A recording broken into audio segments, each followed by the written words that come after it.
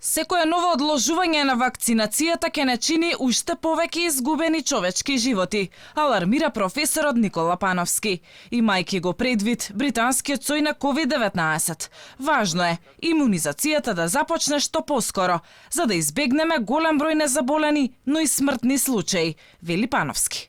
Критични се овие 3-4 месеци да се заштедат и пари, а особено животи и болни, бидејќи средства ќе се заштедат дури и со вакцина што е скапа, бидејќи најскапо е лекувањето после на пост-ковид синдромот, да не зборам за смртните случаи и така натаму. Факт е дека и бразилскиот, а особено јужноафриканскиот е попренослив, а можеби и поотпорен на веќе создадени антитела од британскиот.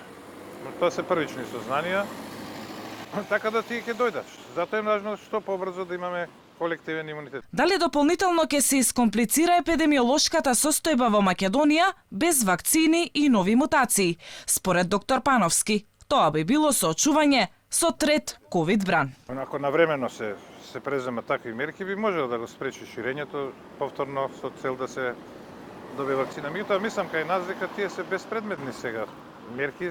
Зошто го кажувам тоа? Тие мерки може да се донесат во октомври-ноември. Значи имаме кога за 5 пати за 2 недели се зголеми бројот од 200 на 1000 па на 1400.